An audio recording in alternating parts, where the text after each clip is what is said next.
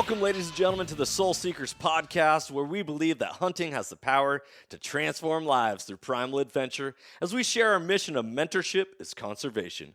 To learn more about everything we do, check out our show on Carbon TV or go to soulseekersnation.com. Freedom on, everybody, and stay soulful. Do you want to become a better shooter, reduce flinch, protect your ears, and just overall enjoy shooting your gun that much more? Then there's no better way to do that than by adding a suppressor to the end of your barrel. Be sure to check out Huxwrx Safety Co, as they are a leader in the suppressor world with their OSS Flow-Through Technology, virtually eliminating blowback and toxic gas that can affect weapon system performance and shooter health. To find out more about Huxwrx, go to huxwrx.com. That's huxwrx.com, and go get yourself a suppressor for your upcoming hunts. This podcast is also proudly brought to you by OnX Hunt. When I first got into hunting, I kept hearing all about public land and different access and how to find different locations to hunt. I was like, well, how are people even identifying all this stuff? Well, sure enough, I came across the number one hunting GPS app, and that is OnX Hunt. If you guys want to get better at hunting and go deeper into your scouting, OnX Hunt is the number one GPS app for that. Join the millions of hunters who trust OnX Hunt to find more game, discover new access, and hunt smarter. It was a game changer for me, and I know it's going to be a game changer for you if you've never used it. If you have used it, you know the power that it holds.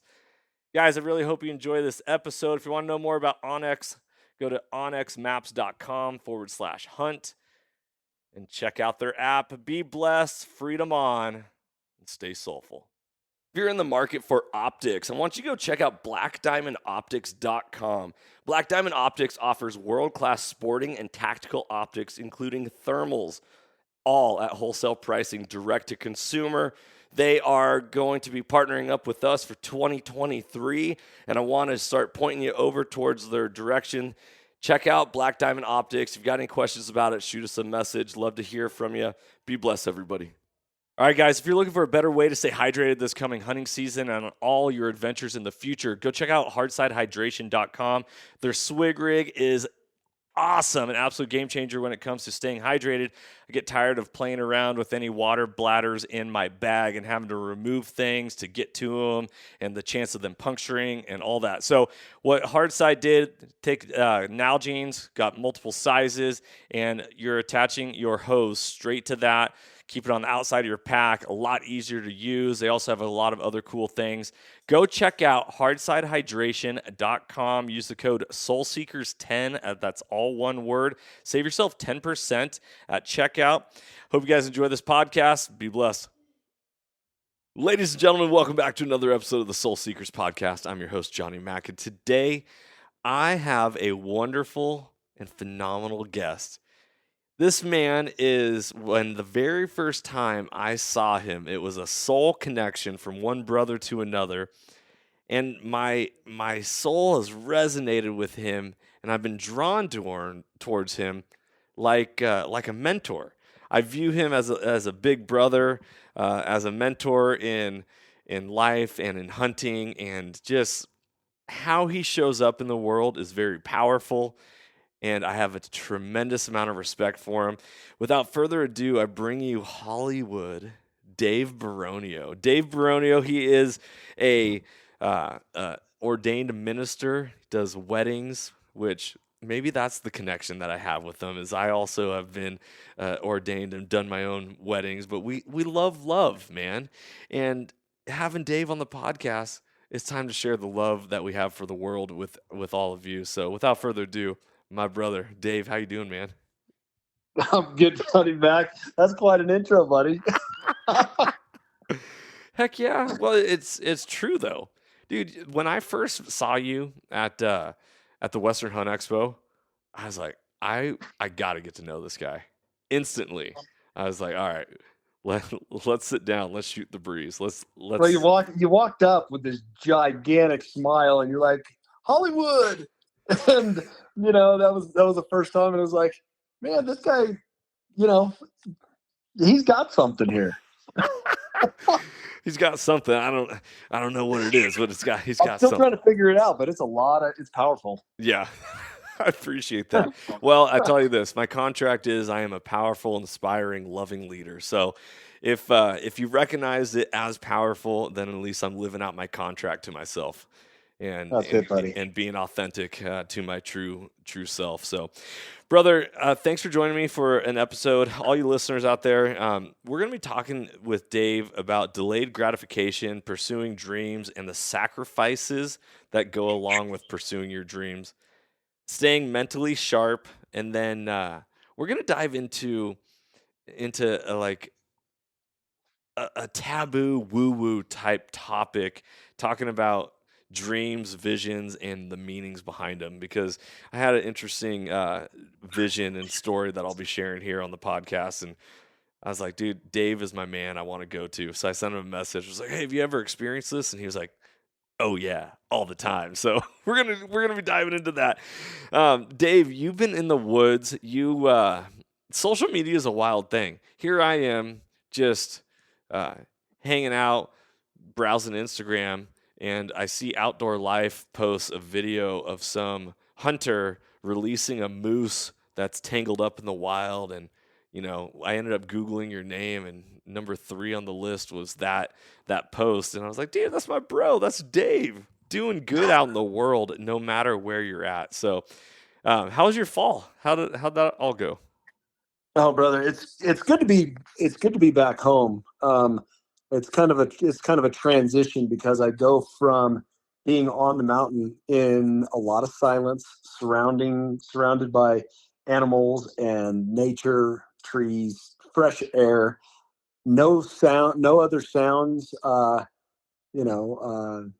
except for wild places. And then I come back to society and I walk into a store with a whole list of grocery list, and I see all the people, and I turn around and walk right back out. Like, well, looks like I'm just going to eat elk for the next week straight because I don't need to go buy anything, or the traffic and everything else. But this fall was incredible up at the R&K Hunting Company.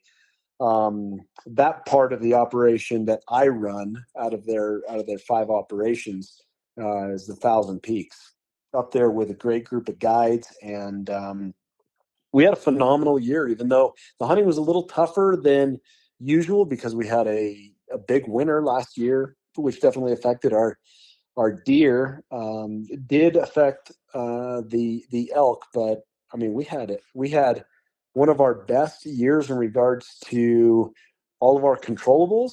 And man, I think we were probably 90% success across the board. So my year was exceptional. I vibrated at very high energy all year, and I'm still just running with that energy. So yeah, thank you for asking. It was good. A lot of great things happened. A lot of interesting things happened, like that whole moose thing. That we never want to miss something that happens out there and not have it recorded. There's a lot of times that I'm out there that I leave the phone, in my bino harness, and I don't feel anything, and I keep it just for myself. But then when an incident like that happens, I'm so thankful because it's such a great opportunity to capture something and make a difference in the world, especially for hunters. We are a very small segment of the population. People, most of the people out there don't even know us as a hunting community because we're small. And to have an opportunity, and when that happened, I looked at my client. I said, "You film this and don't stop filming, no matter what happens. No matter what happens, when good times go bad." And it was like even though on the reel it was a minute and a half, we had to cut a ton of stuff out. And there were a number of times I had to literally run after the cow moose to chase her off, and she would come charging in, and I put my client behind the door so that he was safe. And she just kind of started to realize that I was actually there to help, and it all worked out beautiful. And we caught it on film. Well, we don't film anymore. We caught it digitally on our phone. Right. But it allowed a platform, and it's really interesting to watch.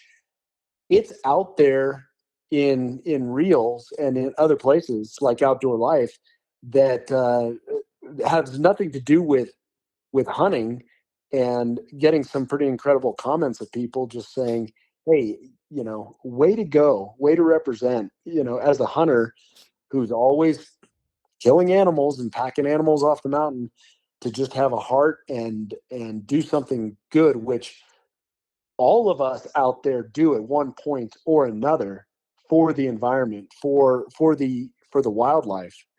A lot of it is just not documented, and I think I was blessed to have that opportunity to show that. What I read a snarky comment that was following one of the videos of the moose, and someone was like, "Oh, great, hunter saves moose, uh, but had to film it. Like, obviously, there was another guy there. He could have helped out as well, but he didn't." Um, there's always negative to everything, but why do you feel it was important to record that? It just it shows what goes on out there. Yes, he could have helped, but he almost would have been more in the way, and also probably in danger. And that's my client. I take them out on the mountain and we deal with the elements. We're dealing with guns and bows and knives and sometimes predators, whatnot. So it's our responsibility as outfitters and guides to keep our clients safe. This was an opportunity, because I had done it multiple times before. I'd taken deer, antelope, that calf elk from a couple years ago, and so if he's there helping, he's almost in the way. Hmm. And let me just do my job. And yeah, we're going to get comments from people, and I really don't care because they weren't there. One guy said, well, I always carry, Leatherman and snips. Well, yeah, there was in the truck, in my other truck, the situation was different than what it was, and I just dealt with it. So, of course, you can have people that have to criticize or comment, but they're not sitting in my space. Right. And The, the most uh, fascinating thing is for hunters, people just view us as like we just want to kill everything. Here you are putting hands on an animal that most people will never get to experience, and you get to just set it free and watch it and be like, dude, this is incredible. That's a powerful moment that you got to dude, experience. Johnny, there's so many of us that help out the Department of Wildlife and other organizations where we put the boots on the ground, and those that criticize us, they don't do the same thing. We put more money into the system. I mean, that we'll go down a rabbit hole in regards to that, but I can't tell you how many animals that I have saved or helped with uh, the research with biologists, like the bighorn sheep captures, and working them up with vets and transporting them to different ranges, mountain ranges that do not carry that species, and it just gives them another opportunity to thrive. And they may not ever get hunted in those ranges, but we're doing a good thing to help animals, in their natural environment, and to expand their populations. The Be- stuff I've done with bears and climbing into bear dens and pulling out cubs, and working them up with the biologists, doing the research so that we have solid information on that, helping animals that are sick or tied in fences or anything. I mean, I've got so many things that I've experienced that weren't even on film, of just that. We're not just killers. We love our animals. We love what we do, and we care for our outdoor spaces. yeah. Oh man, it's beautiful. It's beautiful. Um, Delayed gratification is one of the things I wanted to talk to you about. You are a man who puts in a lot of hard work, and you do it for the love in the journey. A part of being a hunter is understanding delayed gratification, because if we wanted the instant gratification, um, we would not be in this endeavor, because Lord knows you don't get instant gratification quickly when you're hunting. Well, is that something that you developed in life outside of hunting, or was it through your journey of being a hunter that the delayed gratification really became concreted into your ethos of how you carry yourself? That great question. I haven't really thought of when it started. I think a lot of it was when I was much younger, when I grew up ski racing, because at 13 years old, I was, you know, traveling the country a lot of times alone, but I was training every day. I was in the gym or, doing dryland training on the field as a young athlete. And I started to realize that that hard work and dedication eventually would lead to that success. Like that quote, luck favors the prepared. Hmm. Well, I was winning ski races and I was at a very top level. I wouldn't be there because there's talent there, but there's other guys that are naturally talented that would kick my ass. But I grind and I worked. Hmm. And the same thing went for train to hunt. A lot of the stuff that I did there, I knew there were guys that they're better archers than me. They spend more time tuning their bows and I'm happy to hit the target. Right. But and I know that if I grind and I work hard, that I've got enough heart and grit that it's gonna help and compensate for the lack of my skills. Yeah, I shoot all the time, and I am a good shot, but there's guys out there that are exceptional. But if they're exceptional there, and then I can beat them in the run or the lift or anything else. So a lot of the things that I have done where it sets a goal out there, whether it be a physical fitness event, a shooting event, a hunt, for example, anything else, when you have that goal out there and you know what steps it'll take to reach that goal and you push yourself for one more rep or one more shot or anything else, you're not getting that gratification right away. You're not seeing it in the mirror, but when you're standing on that podium or when you have that animal, so for all the work that you put in to get to that place. And so I just think over the years, maybe I'm not explaining it enough, but I just know that it takes work in everything we do for that gratification down the line. And honestly, as you think about the whole process, when you shoot an animal and there's the rush of everything that goes on, there's the pictures of the excitement, and then there's kind of like it falls away, and then it's the journey to get there, like standing on a podium. And then as soon as I stepped off that podium after winning the national championship, the train to hunt, as soon as I stepped off the podium, the first thing in my mind was, okay, what next? Mm. Because that is in the past now. Yeah, I can say that's what I did, but what's next? What am I going to work for next? I need to have something that'll drive me and go. I can't sit on my hands now that that's been done. If that makes sense. Interesting. No, it makes complete sense. I'm taking what you're saying and I'm applying it to my life and viewing it in that perspective. So when I first got into hunting, the year that I killed my very first big game animal, a black bear, 2017, I was also training for a marathon. First time ever. I wouldn't really consider myself a runner. I was an athlete. I played college football, college lacrosse, and but I was like, dude, what's something that people consider to be hard? Marathon. Okay, I want to see. I want to know what hard is, and I think that's one of the things that's led me to pursuing hunting. Is like, what what is actually hard? We go through difficult times in life. There's a saying, hard times don't last, hard people do. And I like that. Yeah.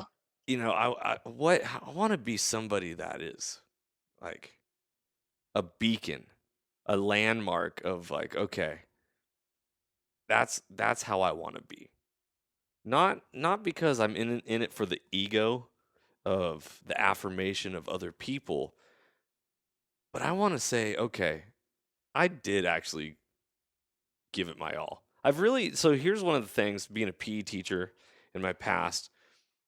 as kids, and I have young kids, my little kids are running all the time. And it's constantly, Dad, did you see how fast I ran? Dad, did you see how fast I ran? And my children are always pushing themselves to the fastest in which that they can go, the highest in which they can jump, the furthest in which they can explore. And as adults, I look around at society and I'm like, man, when was the last time that person ran as fast as they could and really pushed their bodies to a limit that, like, what is their limit nowadays? Are you tracking me on what I'm sharing in Yeah, regards to this? yeah, I think I am, and I think a lot of that has to do with the instant gratification of our society. And that you could be sitting on the couch and say, "I want Chinese food." You pick up your phone, you get DoorDash. It's not, I mean, that wasn't an advertisement there. That was just an example. And you have it right there at your fingertips. You order from, yeah, what's that company named after that region in, with the long river, Amazon. Oh yeah. You weren't even going with me there. I'm a dad joke, I guess. You anything you want, you can have instantly. You want to. There's no more Encyclopedia Britannica where you have to look up the page and you got to read about it. You just pull it up. You ask Siri or ask, Alexa or whatever else. Everything's instant gratification. And I've talked to my parents about this because as they're older, they like those conveniences, but it has made our society super soft in regards to, in my opinion, in regards to what it takes to earn something. So you you put in the process, you put in the hard work, and then you achieve that goal, or you get that, you buy the truck that you wanted, and then the shininess wears off, and then it's just your truck, right? Yeah. But all the work and all the saving and everything that you did to get to that point, you kill an animal. Oh, that's awesome. And then the shininess, is anticlimactic. And then the work begins again to take it off the mountain. Well, It's the gratification of the journey that I try to focus on, not the end result. let me ask you this. Were you raised that way, or did you find that within yourself at some point? I don't know. I think I just found it in myself because of what it takes to do the work and to show up. And that's kind of like, it's a good motto to have. Are you going to show up? Whether it's in a relationship, are you going to show up? Are you going to show up for your friends when they need to have something done, an animal packed off the mountain, or they need, help in their personal life or whatever? Are you going to show up every single day? And Yeah. how much grit and heart do you have? I love that process. That drives me. Right now I'm back off the mountain, um, back in the gym, and I'm doing, 2 a days. I'm up at 5 in the morning and I'm hitting the gym, and then right to work, and I'm grinding because the satisfaction of doing all the things. But the thing is, I created this beautiful life where I work 7 days a week, but those 7 days a week are also off, if that makes sense. Yeah. I work every day, but I'm off every day because I do the things that I want to do and live the life that I want to live. But it takes, hard work and dedication to Right. continue and drive through. So, which comes with a lot of sacrifices, and we'll get to that in a second. One of the questions I wanted to ask you in regards to, so I said, were you raised like that, or did you find it within yourself? There's no right or wrong answer. This is an opinion based question.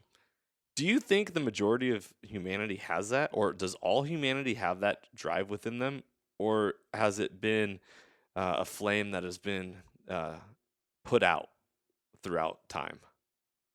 I think there's still aspects of that in our society. I mean, we see that in our outdoor space. A lot of people are really, inspired by some of the greats out there that are pushing it every day. But I do believe that our society is becoming very soft in the grind and in the work because of that instant gratification.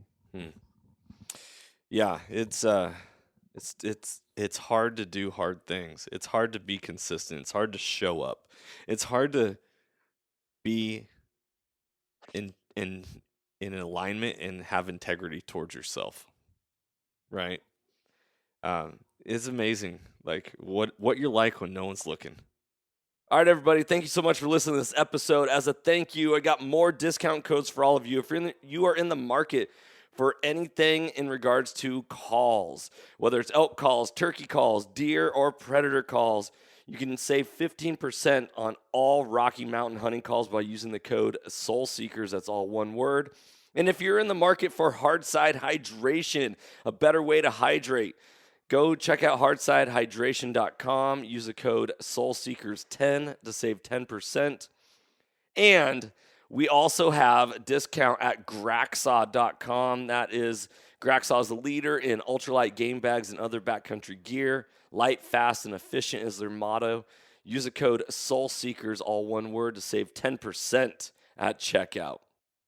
What are you like? Are you the same Dave Beronio? Am I the same Johnny Mac when no one's looking? Or are we living in shadows and being a chameleon and portraying a false light, a false portrayal of ourselves for the outside world? It's really fascinating. The thing is, Mac, is the only person that knows that is you. The only person that knows that is me. When I put my head down on the pillow at night, I know what I did throughout the day. Was it right or wrong? And did I leave everything on the mountain? Is my gas tank empty for the things that I did? Were the things that I posted authentic, or did I make this stuff up? And that's why a lot of times you won't see me on Instagram for a long time, because I won't have content that I feel is relevant to make a difference out there. A friend of mine said these should be highlight reels, not everything you eat every day and just filling up and getting numbers and everything else. But yeah, you take the business aspect of social media, and I mean, there's so many different ways you can go about it. But one thing that I test myself, not really test myself, but I kind of snicker, is that when I'm up on the mountain in Utah, and I'm getting the property ready, I'm clearing roads and I'm doing the work out there. I'm putting in this work, and I know how hard I work. Nobody else but myself holds me accountable. The Daniel Richens, the owner of the company, he knows that I'm out there doing my job, and that every step I take or everything that I do out there, I can hold my head high, because I did it with, in good value and standing of what I believe. Right. He doesn't have to check on me. And that's me, not tuning my horn, but I love that process of knowing that I can go to bed at night and say, you know what, everybody that I told I was going to do something for, I did. I can sleep at night because I know I did things right. Yeah. And I was honorable, and I did, I worked my ass off. Well, here's something that I've thought about. Personal accountability. Yeah. So here's something that's right up that alley about like putting your head to bed at night and being like, okay, I've reached my end. My gas tank's empty. I'm good. I'm complete. With the office life and the technology of every day and everything being automated and AI and all this, is people aren't draining their gas tanks daily. They're sitting down the majority of the day, and then that just perpetuates wanting to sit down more when you get home, and then you're not active and you're not living, and you're gaining weight and you're getting soft and sloppy, and it's a sad thing. But when you can lay down and complete your day and be like, okay, I'm tired and I want to sleep, that's the best sleep you'll ever get. It's so rewarding. Like, that's why I sleep so well when I'm hunting. It's like, okay, I'm gassed. I'm ready to sleep. Do you know what I'm talking about? I do. Yeah, I do. You're chuckling. You're hilarious. Well, yeah, I get it, but reiterating on what we talked about with the instant gratification is, how much work do you really need to do anymore? They practically have robots to do everything we're doing. Yeah. What happened to human nature? the human nature of lifting heavy things and doing heavy things so that you are capable at the end of the day when you have to hunt, when you have to harvest, or when you have to move camp, or anything. What happened to human nature? What we were meant to do. Mm-hmm. We live these beautiful lives, and we have all these, awesome things that we get to see and do and have. But at the end of the day, it's like, where are we as humans? Right, right. So when we're talking about pursuing your goals and dreams, and you were talking about, it comes with sacrifices. What are some of these sacrifices that you deal with or put off in order to delay that gratification? That's I've got two beautiful kids. Now they're 18 and 20. There were many, many birthdays and activities that I missed, and I wasn't home. They live with their mom, and I'm off on the road, doing my thing. But what I want to instill in them and inspire in them is to follow your heart and do the things that you were meant to do and be in service to the world or to other people. And because that is such a draw to me, to be in service, whether it's performing weddings or inspiring people on the mountain and passing on the things that I've learned, and just wherever you go and being in service, because that speaks to me and I'm able to make a difference in the world. I feel I want my kids to do the same thing. And yes, it sucks that I missed a lot of those things, because it's something that I do regret, but I don't beat myself up about it, because I know that there's something bigger that I've done for the world and for them, and showing them independence, going after things, the hard work, the dedication it takes, um, and following what you'd love to do in this life. Yeah. And both of them are doing that. And yeah, did they miss dad? Were there a lot of times when I left they were crying, and it broke my heart? Yeah, but it goes by quick. Yeah. And before you know it, I was coming home, and everybody was excited to see me, and we all learned a little something. Sacrifice. There's a quote that says it's by Thomas Jefferson. I'm not sure if this is actually a Thomas Jefferson quote or not, but it says, if you want something you have never had, you must be willing to do something you have never done. And Yeah, I like that. it's like, okay. Because the definition of insanity is doing the same thing over and over and expecting a different result, right? Like I can have, I want to be this, or I want to do that, or I want to go out west and hunt big elk, or yada yada. But if you're never changing anything to actually work towards that, then it's never actually going to happen. It Truth. cracks me up. I think about my life, dude. There is not a single day that's the same as the last one. I've got four different jobs that I do to make a living, and I'm all over the place. I live half my life in my truck, half my life in the cabin, off grid, and wherever else in the world I'm going. I mean, nothing. There's nothing monotonous about my life. It's always something different. That's just who I am, kind of like that nomad, drifter, lone wolf. I'm just all over the place doing different things. But you talk about a beautiful, colorful life, and it's just, again, it's following my heart and knowing that it's going to take work to get to each one of those different places. Um, and just enjoy this human experience for what it is. We don't spend enough time being present and enjoying that. Mm, And I think that's something that, I want to pass on to people that I come in contact with, whether it's on the mountain or in the gym, or, on a run, or weddings. Is life moves so fast. And uh-huh. people say life is short. It's not short. It's the perfect amount of time. We just waste so much time doing meaningless, Yes. worthless shit. Beep.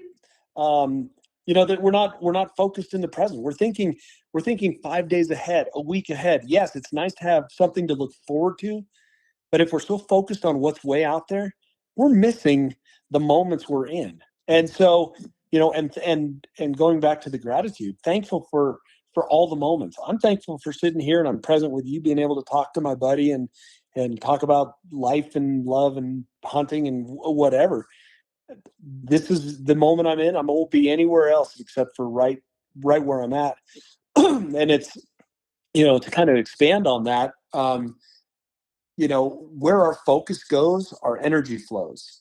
And so what you think about, you draw in, and what you focus on, you become. And so if we're always focused on the negative in life, if we're always focused on, the shit that's going wrong, or, things that aren't happening, or what we don't have, or, you can go on that list. If we focus on those things, that's what our mind's going to be thinking about. That's what our heart's going to be drawn to.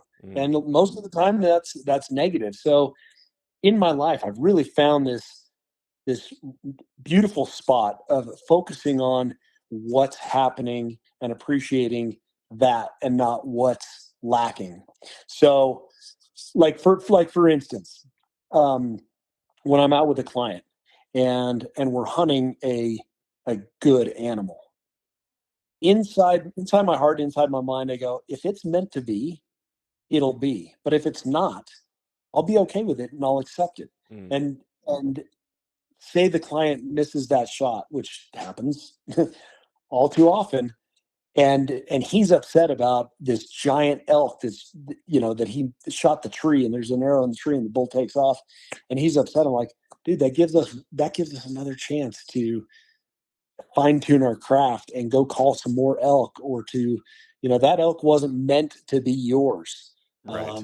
That's kind of the path. It wasn't meant to be yours. Let's keep going and enjoy this, this next process, and let's get to hunt some more. And I try to apply that with everything, that if I don't get what I want or what I've worked for, there's a reason for it, and then I'm looking for what I'm meant to see, or what I'm meant to do, or anything else. Does that make sense? Oh yeah. It Well, that keeps me very much in the presence, instead of thinking what could have been or what would have been. It kind of brings me back to the presence. Do you spend a lot of time meditating then? Or do you have daily routine of meditation to like focus yourself in the moment? No, I don't. I just keep reminding myself to be in the moment. It's something that I had to learn, and I did start a process of doing some more meditation and kind of trying to find my presence, being present with myself. But that meditation led to, okay, I need to be present in the moments that I'm actually physically doing something or working on something. Uh-huh. And that's almost like my meditation now. When Interesting. I'm doing squats in the gym, I'm thinking about what my legs, the dynamics of my legs, where's my back, and I'm focusing on that, and not like looking at the things going on around me. I'm feeling the muscles, I'm feeling the joints, I'm hearing the cracks, because I'm getting, I'm almost 49 now, man, and I feel like I'm 30, but things crack and bump in the night. And in the day, and on the, yeah. No, I totally get it. Well, ultimately that's what meditation is, right? Is quieting your mind to be purely present in what you are focusing on. So if you're focusing on silently, man, I'm having a hard time with my words right here. Quieting your mind. Like if your goal is to quiet your mind, then you're going to focus on quieting your mind. Do you have an inner dialogue? Do you find yourself talking to yourself a lot? Oh, I talk to. You mean the voices in my head? Yes. Yeah, 100%. That's what I'm talking about. Yeah. Well, I think we all do. I think we all talk to ourselves. I think we criticize ourselves. I think I definitely do. You were quick to say, I think we all do. Like, do you really think all people have that? Do we talk to ourselves? Yeah, because I feel like 100%. that creates, when someone talks to themselves in their head, that builds a reflective quality within a human being. And I feel like a lot of humanity is not very reflective. No, but I think we're always talking to ourselves, good, bad, or indifferent. Yeah. Fascinating. I mean, I've been really diving down the rabbit hole of psychology. I didn't realize how much I love and I'm fascinated by the human psyche. Um, One of my favorite books is The Untethered Soul. And then I just read Oh, the other book by the same author, The Surrender Experiment. And the whole premise is about the voice in your head and how people um, don't even realize that. Is that voice me? Am I me? Who am I talking to? Right? How can I have a back and forth dialogue with a different voice that is it separate from who I am?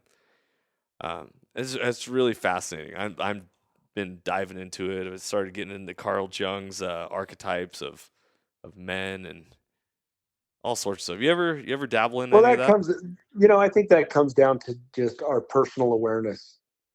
Being present, what we're thinking about, feeling the door handle when we grab it. Feeling the steering wheel and focusing on that. Every step we take in the woods, listening to what's happening under, and that whole dialogue of being present with ourselves instead of going down a rabbit hole of just. I mean, how many times? Okay, how many times have you been driving and you put on a long drive and you put on a podcast and you get 15 minutes in and you go, I didn't hear a damn thing because I was so focused on all the other shit going on. Yeah, yeah. Hang on all of those words. It's a daily practice. I have to practice all the time, to try to become better, to hear all the words, to see all the things, to do all the things. But man, I've caught myself driving and then go, man, I didn't know what just happened for the last Mm. 5 minutes because I was so unpresent. Well, this is That's sad. What did we just miss out on in life because yeah. we weren't there? Well, this ties in very neatly. I've always been like a fascination with knowledge and being smart. There's a difference, between being smart and having wisdom. Um, and people say knowledge is power. Well, how do you gain knowledge? You gain knowledge through reading, through the physical act of like reading material, because then it stays in your mind because you had to go through an effort to then retain that knowledge. And modern society with cell phones is set up to scroll. We scroll. We scroll. We're not Well, actually. I don't know who said it, but knowledge is not power. It is what you do with the physical act that you do with that knowledge. That's the power. Mm, Putting the knowledge to work. That's the power. Not the knowledge. The knowledge is just sitting there doing nothing. What you do with that knowledge and how you apply it. That's the power. mm. There you go. Very that it's like a gun. Gun holds no power until it's put into action and put to use. Um, it's just Right on. I'm going inanimate. on break. My job here is done. Dude, well done. I love that. Um, No. Fascinating, dude, brother. This is the type of stuff like why I started this podcast is I want to have dialogue that and provide an opportunity for people to hear dialogue that they might not get a chance to in their day-to-day communications. I go to public education school building, and the last thing I get is deep conversations like this with the people that I'm surrounding myself around. Whether it's the students or just other teachers or the quick interactions. Like this is meaningful. This is life. This is Yeah. being present. Well, I'm just going to kind of regress just for a second. There's a lot of great hunting podcasts out there, right? Guys are out there listening to podcasts to get an education on hunting. Maybe the guy gets to hunt once a year, right? So everything he learns from all of these different incredible hunting podcasts, he has that knowledge, and then he goes and he applies it out there, and hopefully he's successful, right? Mm. I hunt so much. I am on the mountain all the time.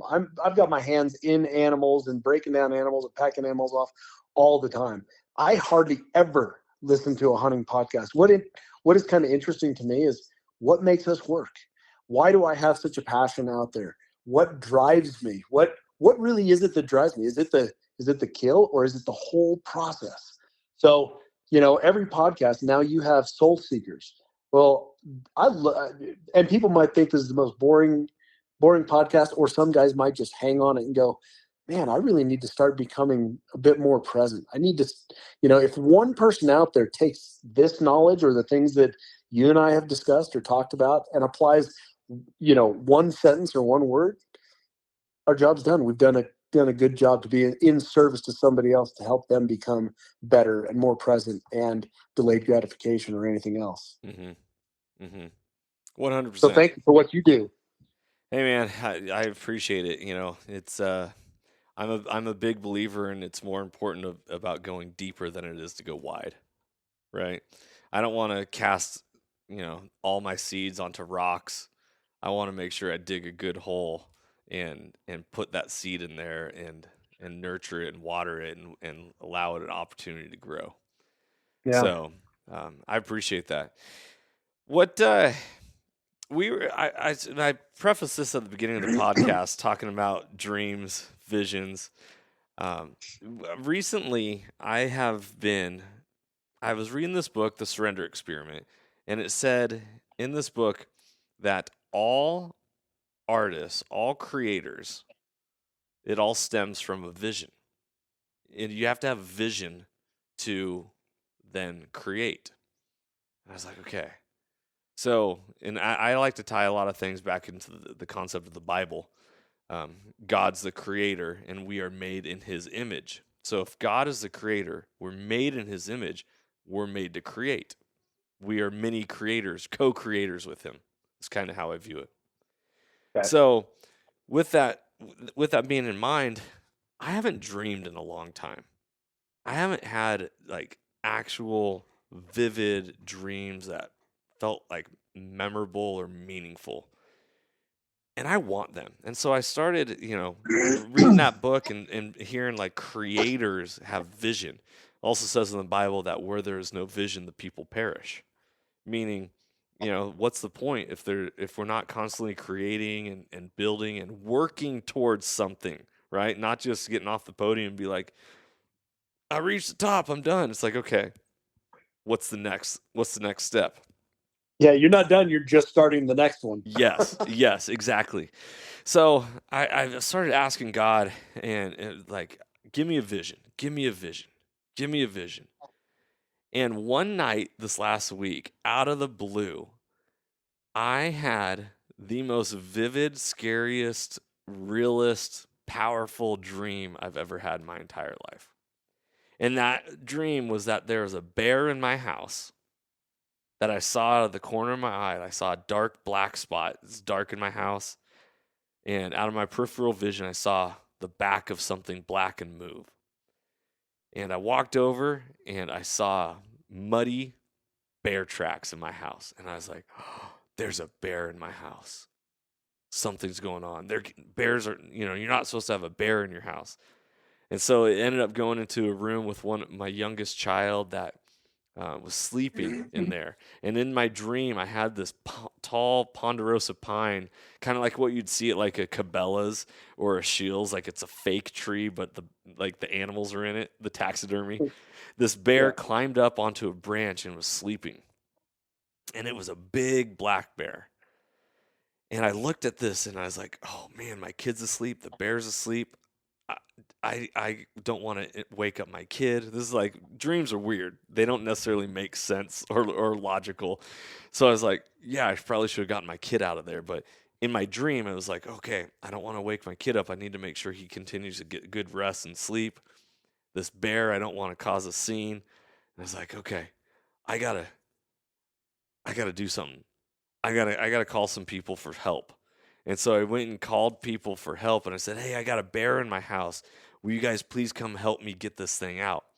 And every single person that I asked to get this bear out of my house with me, you know what they said? They said no. They said, we're not going to help you, but we're going to watch you. And so I had a crowd of people watching me as I made my plan of attack of what I was going to do to get this bear out of my house and to make sure my children were safe. And so as I was finally approaching the bear, being quiet and stealthy, that was the end of my dream, and it cut off. So what do you think that all meant? Everybody's watching you, and you're the one that has to do the work with something that's going to be kind of dangerous or tough or whatever. Yeah. So that what I realized, what I've come to conclude off this is that if anything is going to happen in this life, it's up to us. No one's going to come save us. No one's going to go do the work for us. If we want something, we have to go get it. We have to have the vision for it. We have to believe it. We have to do it ourselves, because if we give up on our dreams, then what's left? Well, you had a lot of people holding you accountable to do the work. They weren't going to help you, but they're also there. We should all hold each other accountable for following through on what we say we're going to do. With our words and our actions. Are you going to show up to the table? Are you going to do the work? And it's us as individuals for our own human journey that we all have to do the work. Mm-hmm. You have to go through it. Did you know, Dave, that the only animal species that when they see a storm approaching turns and faces a storm and goes through it is the American buffalo? All other species turn and run away from storms. And the buffalo... Well, you didn't have a buffalo in your dream. I didn't. But this is like, I'm sharing this for people's, like, life is scary. My storm was this bear. And in order for me to get to where I need to go, I had to face my storm. I had to go to the uncomfortable, the unknown. That was my adventure. What I realized really is that this black bear in my dream was also myself, and that often we are scared of ourselves. We're scared of the power that we hold. We're scared that, man, if I actually do it, it actually might happen. Do you ever thought like that before? Maybe not now, but when you were younger. Yes, and yes, I've acknowledged that a little bit in myself, but I've seen that and heard that quite a bit lately. That we're more afraid of what happens when we do make it than not doing it at all. And then we got more work to do. Right. Dude, this is where I dive into the psychology of things. It's like, okay, there's never an end. It's constant work. It's constant self-improvement. It's constant growth. And you know what? That's why something like this is beautiful, because it should be a reminder to all of us out there. We have friends that we look up to. We've got other people in all walks of life that we admire and look up to, and we should all be there too. You and I get on the phone and have these in-depth conversations, not about hunting, but about life and approach. I do the same I've got a number of guys that I really trust that I can call on anything and have these deep conversations with. And this is just the world listening to a conversation of two guys diving into what really makes us tick. What do we apply? How do we live that makes us successful and moving forward? So that's what's fun about this, and we should all hold ourselves accountable and hold each other accountable and show up to the table and do the work together. Yeah, amen on that. Dude, you ever had any dreams of animals or like a spirit animal or anything like that? I dream about bears all the time. and I haven't gone down to understand what that means to have those bear dreams. So it's interesting that you're talking about it, because now it makes me kind of think maybe I'm just afraid of knowing what that bear really means. And so, kind of regressing a little bit. What does it really mean for me? I don't know, but I've got bears in my dreams all the time. But here's the interesting thing is I deal with bears a lot. I hunt bears. I come across bears on, I live in Lake Tahoe, so I constantly have bears in my truck, in the bed of my truck, inside my truck, at the neighbor's house, walking by the Ring camera. When I walk out in the morning to go to the gym and there's a bear in my driveway, all the time, there's bears. I deal with bears all over the place. And I don't know what it means, but when I've got a bear in my dreams and I start screaming and nothing comes out, I scream like a man. I don't scream like a high pitched kid. So just, it feels like it's more like a roar, but nothing's coming out. Oh my gosh, that's awesome. That is so awesome. I had going back on the inspiration, motivation. And sorry for my squeaky chair, Dave. you can hear. I saw a meme video, or I don't know, something on social media where it showed a father talking to his son, and the dad was saying to the son, "You can be and do whatever it is that you want in life if you just dream it and pursue it." And the kid looked at the dad and said, "So, what was your dream? And why are you not doing it?" And it hit me like just one of the heaviest gut punches I've ever experienced. Ultimate accountability. Like, here we are. I have young children where it's like, okay, guys, what do you want to do? What do you want to be? What the world's whatever. You can go attain it. But if I'm not true to myself and I'm giving up on my dreams or my goals, like, what am I actually doing with myself? What type of example am I setting for my children? That you 100%, dude. And that was one of the big struggles that I had in my life when I went through my divorce, and there was back and forth, and then guiding started to pick up. I could have stayed home, got a 9-to-5 job in this little ranching town, and been there every day for my kids, which would have been great. My life would have been much different, and I wouldn't have made the impact on so many other people, one at a time on the mountain, or by the hundreds doing weddings, or whatever I'm doing. I wouldn't have had the impact.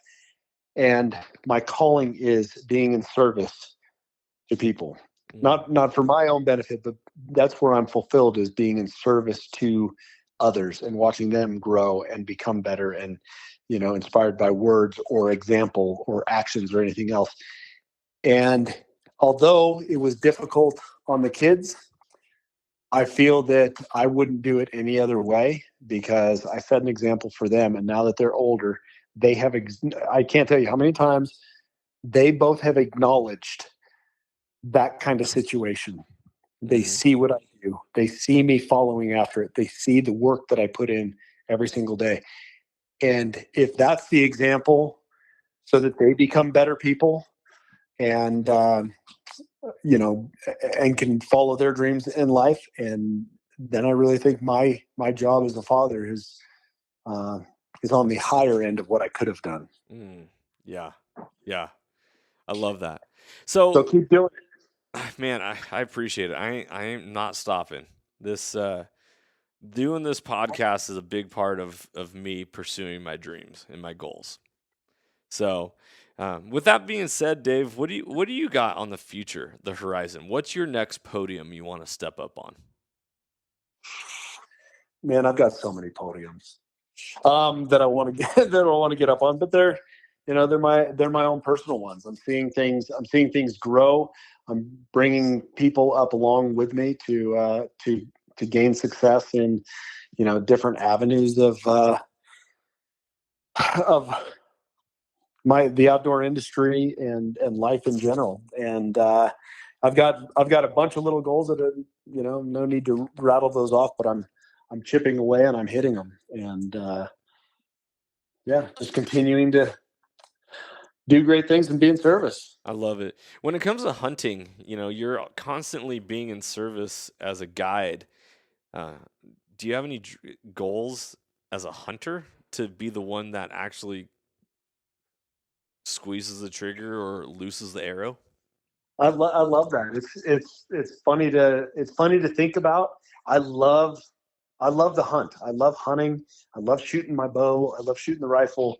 Would I like to go brown bear hunting? Yeah, absolutely. I'd love to get some of these other species, but I tell you what, because I hunt so much, I'm fulfilled primally because I'm doing all the work from the scouting to the hunt to the plan of the stalk to everything that happens after the kill. I'm not the one pulling the trigger, but all of that other aspect of a hunt is completely filled so many times throughout the year.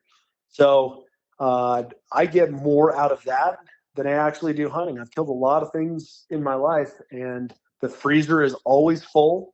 So there's that aspect of hunting that I'm not in need of pulling the trigger on. But don't get me wrong, I still like chasing bears with a bow and stalking mule deer with a bow, and calling in elk on my own. I still like all of it, but it's all part of the journey. Yeah, that's beautiful. One of the most interesting things is about whether it's a content creator or somebody who works within the hunting world, whether as a guide or whatever, is it is very difficult to schedule time to hunt with the people you want to hunt with. One of my goals, I'm going to put it out there, one of my goals is to hunt with you. What that looks like, I don't know. Maybe you and I both do a journey to Alaska and hunt bears together, since you've been having these bear dreams and we're talking about it. But that's one of the things that is like, okay, we can't get caught up on the how. How is it going to happen? We got to stay focused on the what. What do we want? I want to hunt with you. I'm putting it out there. The universe, the listeners of this episode, they're gonna know. Okay, one day, and we're gonna hold ourselves accountable as long as you agree to it. Obviously, I'm just one half of that. I'd love to be able to hunt with you, buddy. And it all comes down to timing, what, when, and where. Yeah. So that's I'm speaking that. I'm gonna be hunting with Dave. He's gonna show me all the awesome tricks, and we're gonna get real spiritual with nature. It's gonna be epic. I'll show you how many times to mess up before you become successful. Well, because I'm messing up all the time. I love it. Hey, if someone wants to book a hunt with you, and they're like, dude, I really like this guy, I'm driving with them, how do they go about doing that? Through the R&K Hunting Company. So that's my main focus throughout the year. Yeah, I do a lot of other hunts, but specifically through the outfitter that I run my fall hunts with, the R&K Hunting Company. So we have great deer and elk hunting and moose as well, and then the rest of the year, it's just kind of up in the air. If somebody wants to do something, we can absolutely plan something. Yeah, and so they call the R&K Hunting Company and say, Dave Beronio, he's my man. That's who I want to be with and work with. Or yeah, that's what you need to do if you want to hunt with me. Perfect. I'll see you on the mountain. I freaking love it. I'm on your guys' website right now. I'm like, all right, what if I was to hunt with you? If you were to hunt with me, what do you want to do? You want to do bear? What gets your juices going? Oh, I love bear hunting. Yeah. Yeah. I love being close. I love being close to bears. They're the best. They truly are. Man, I freaking love it. Let's go find your spirit animal on the mountain. Yes, let's do it. All right, brother. Thanks for your time on this episode. I really appreciate it. Listeners, if you guys want to get connected with Dave, go check him out. He's on Instagram. His His handle is Hollywood Dave OO. So Hollywood Dave OO, or go to R&K Hunting Company, thehuntingcompany.com, and go tell them that you want to hunt with Dave. Hope you guys enjoyed this episode. Hope you found inspiration out of it. Remember, inspire people, and the best way to get going is to live an authentic life. Go inspire yourself for once. Be the change you want to see in this world. For Hollywood Dave and myself, thank you for tuning into this episode. Be blessed. Remember, if you want to support the show, go head over to soulseekersnation.com. You can go to the online store, pick up some merchandise, some swag, be a part of Soul Seekers Nation, wear it proudly, and continue to share the mission that mentorship is conservation. You can never outgive good. For Johnny Mac, Hollywood Dave, be blessed, freedom on, and as always, stay soulful. If you enjoyed today's podcast and want to support the show, you can always like, share, subscribe, and leave a rating, as it helps us share our mission of mentorship is conservation. Thank you so much for tuning in and being a part of Soul Seekers Nation as we transform lives through primal adventure. If you want to get more connected with the podcast, check out the Soul Seekers Nation Facebook group, as I look forward to connecting with you on the next episode. So stay tuned and stay soulful.